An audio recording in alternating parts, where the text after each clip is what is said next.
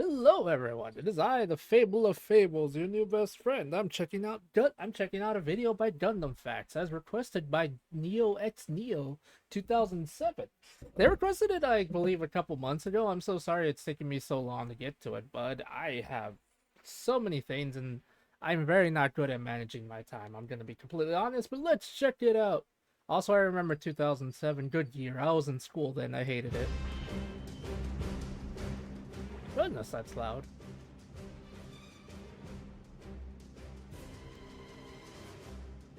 Why do you? No, I don't want to see your ugly face. Hi everyone, Gundam Facts here for a 7th and brand new episode of our special edition Lore of the Universal Century. Today, we're going to the 1-year war era in an attempt to answer a particular question, which is...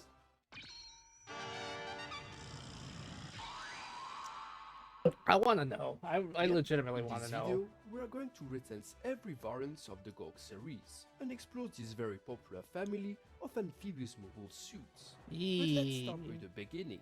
What is exactly the Gogg? Codenamed MSM-03, the Gogg was It's an an egg. amphibious mobile suit created by the Principality of Zion during the 1-year war. Like its chain code indicates, the Gogg was the third created amphibious mobile suit, and, unlike the MSM-01 Zaku Marine type, was not developed by Zionic, the original Zaku manufacturer, but by the rival company Zymat, which entered the mobile suit market. Now, what makes the Gogg so special is that unlike the Zaku Marine, it was a successful design and a well-rounded amphibious mobile suit, which paved the way to most of the succeeding models, even for Zionic and MIP amphibious designs.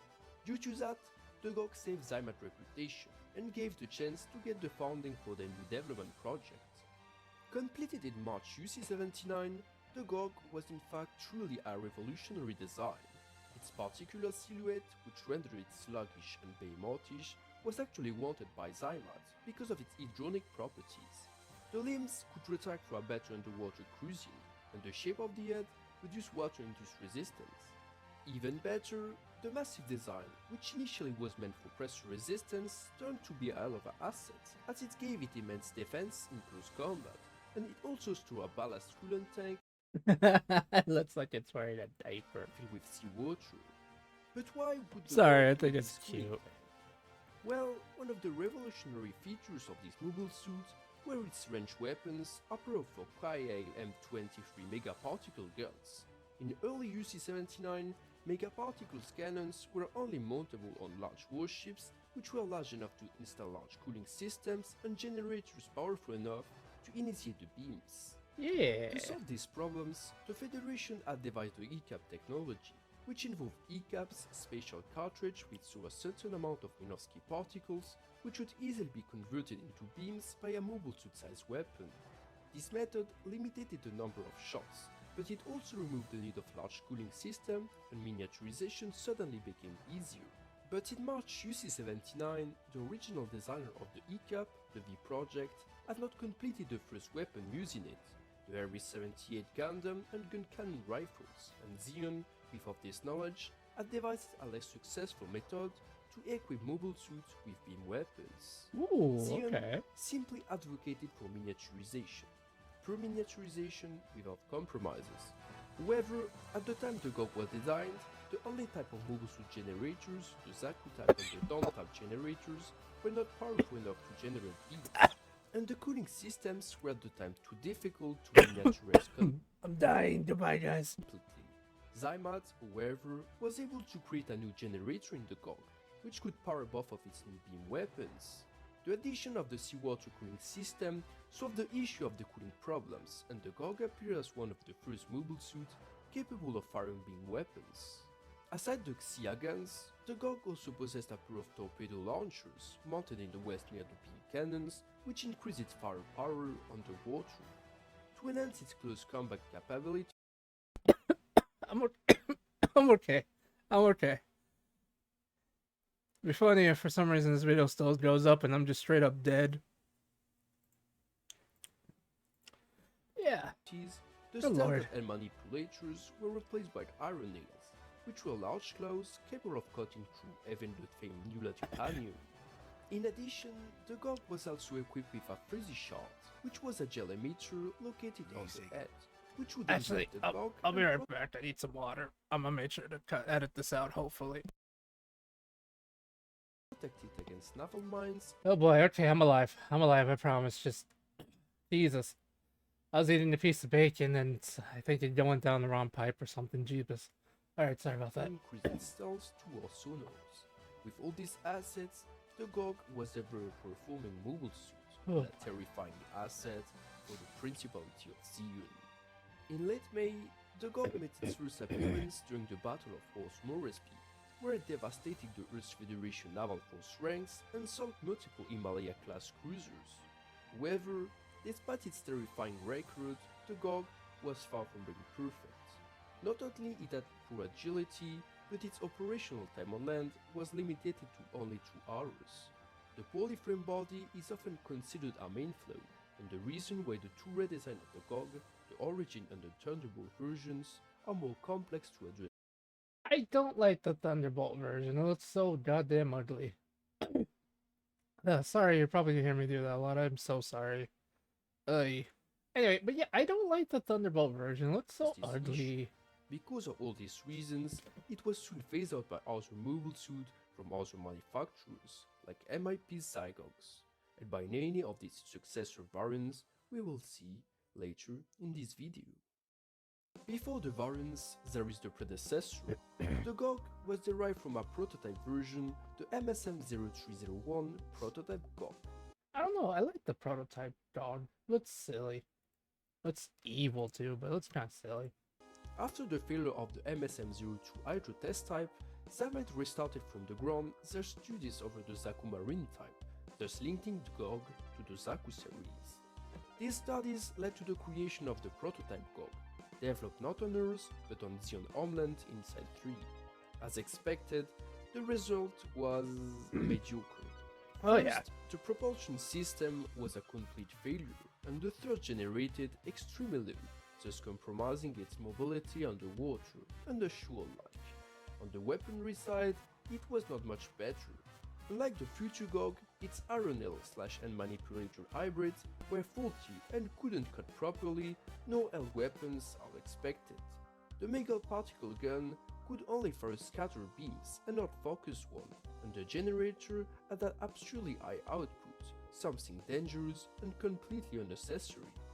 Even worse, the original plan was to equip it with torpedo pods on its arms, but serious balance issues forced the engineers to remove them and to advocate for their relocation in the West for the mass production model. Still, the prototype Gogg Love how it has a little crown on its was not head. to be shamed, and despite it being a failure as a mobile suit, it was a worthy proof of concept.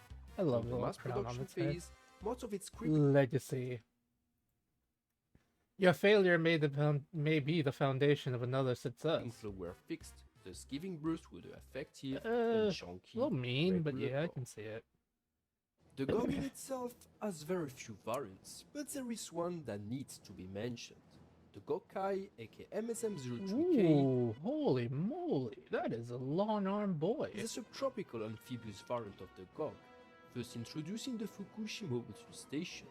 Similarly to the Goof Hunter, the Gogg-kai was one of the super specialist designs, and a variant specialized in jungle amphibious combat. Meant to fight in the muddy waters of jungles, the Gogg-kai replaced the brown and yellow paint scheme of the original Gogg to a visible in such environment with a light green color shade to improve its Detected. camouflage. In addition, all the internal systems were configured to be adapted to its intended environment. Now, the most interesting features about the Gogg-kai. While it retains the same shoulders I think the interesting features is that it's hunched over, it has longer arms and the colors, and its iron-nailed legs than are the thicker. average Gogg, the Kai version could occasionally replace them with custom versions. The new shoulder were more streamlined and seemed to be a first step toward the shoulder of the future Igon. The new arrow nails now feature an inbuilt megaparticle cannon, but it seemed these weapons had cooling issues and difficulties to close the fingers as well. The Gogg-kai also improved its inbuilt arsenal with a pair of additional torpedo launchers being mounted on its chest. Other than that, we don't know much about the Gogg-kai, I said that it was apparently deployed near Borneo and was usually paired with another super specialized mobile suit, the Juagukai.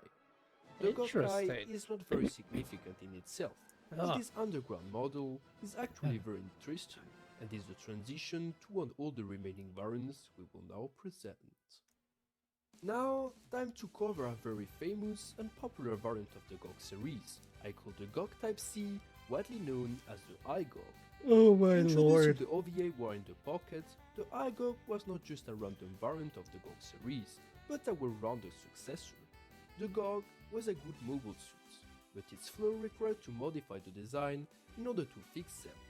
Zymat then restarted the design from the ground, which led to the creation in late UC79 of the high-performing iGogg.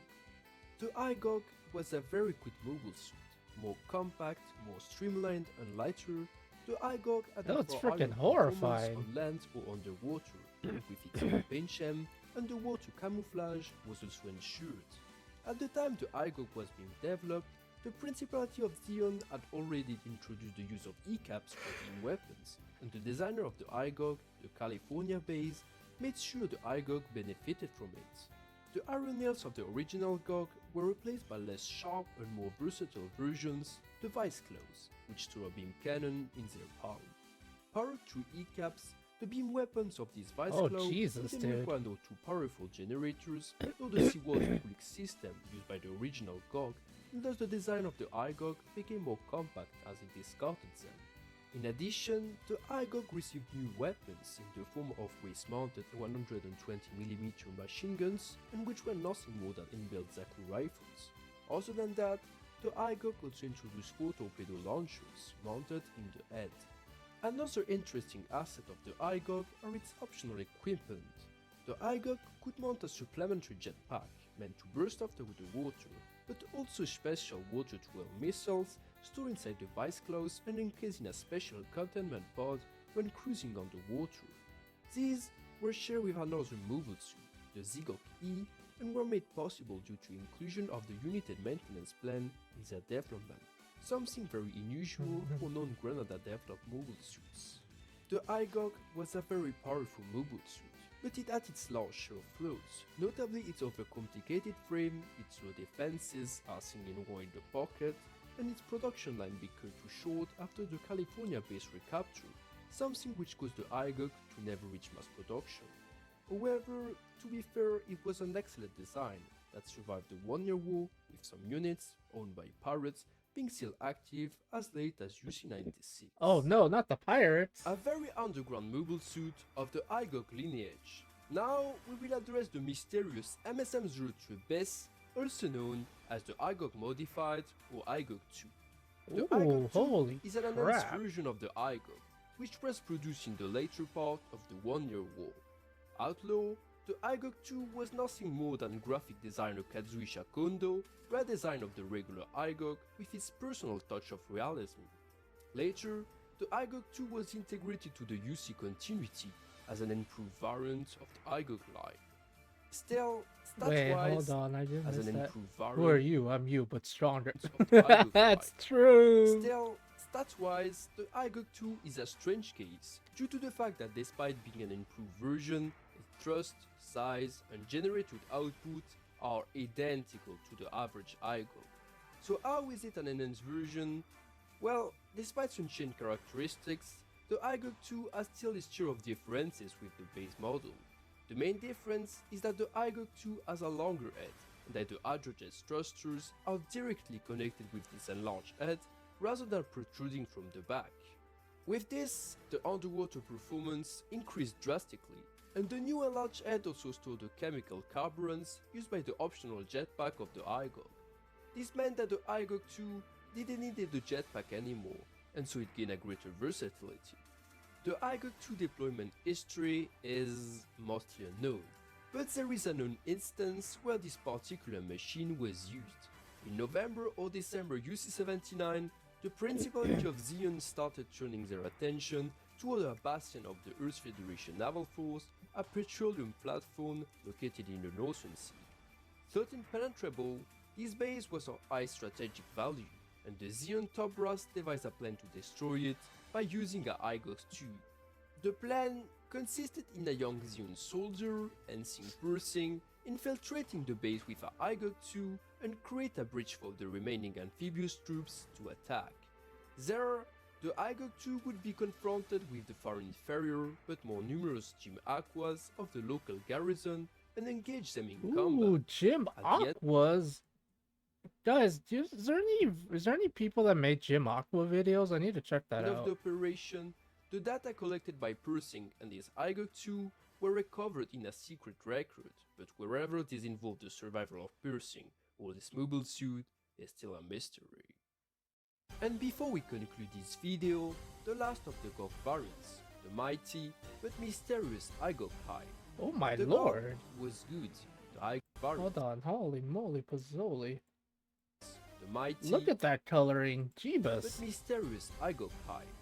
The Gogg was good, the IGOG better, but it was far from being a perfect design, and the Principality decided to finally update it, resulting in the IGOG-High.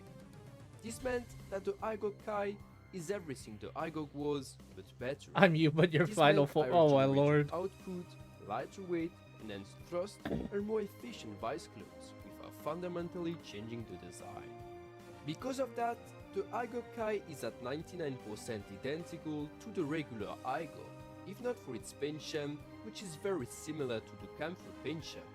The dark blue colors are linked to its area of deployment, as unlike the IGOG, which was primarily used in coastal assaults, the IGOG-Kai was primarily meant to operate in open oceanic waters. The other difference is the addition of a small supplementary suit hydrogen thrusters, which explain the higher mobility. Wherever the IGOG-Kai ever left the production stage is debatable, but something is sure. It left history as fast as it entered it, becoming in the process only one of the many super specialized, costly, and time-consuming machines which plundered Zion war efforts. And we have now recensed all the variants of the Gogg-series. This will be Yeah. all for today's video, but stay tuned for future lore content delivered on the same channel. Hit the like button, and most importantly, comment and subscribe as it will really help the channel to flourish. So long for the new tabs, until the time of our next special edition. Thanks. Oh my goodness. Oh, okay, I love this. Hold up. John, for the soundtrack you're hearing, so much for being Tomoro for being depressed. Tomino for being depressed. Thomas for designing the dog. For designing the designing. Oh my gosh. The principle of Xeon for having enough amphibious MSs to reclaim at. Oh my lord. And this was not. Let's see.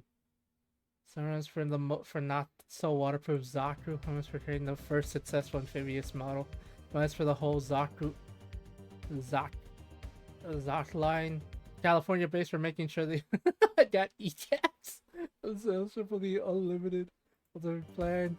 Yes, for getting bullied by an NSM something. Oh my lord. The V project for inventing ECAPs. The Proto-Dot for being a keen in its own way. The Archives for being the Rambo of the Dot series. Stu for its council head. The GM Cold District type for getting wrecked. Aw, no, that's rude. Guessings for blasting through some dog engine. Oh my lord. Emerson's for getting killed like an idiot. Like this dude. That's pressing probably too. But be careful, servant son. What was that last thing say? Amuro Ray for being the ultimate god killer. Oh my lord. Okay, not gonna lie. I like this dude's humor. He's great. Anyway, guys, if you like this kind of content, do like, comment, and subscribe. I like this guy. He's funny. I'm so sorry I didn't say much. I literally was, like I said earlier, I was literally biting a piece of bacon and something got stuck. I think something went down the wrong pipe and I was kind of choking for a bit and I was drinking water trying to get back to normal. So yeah, guys, if you like this kind of content, do like, comment, subscribe. I really appreciate it. Be good people. If you wanna help me out, I'm doing a small Do a small donathon for every $25. I'll draw you something. I just need one more. I just need two more. No, one more drawing, and then I'll be done. Hopefully I will be done with what I have right now. So yeah. Yes, guys, I love you all. I'll see you all later. Bye. Make sure to check out Gundam Facts, please. He's really funny.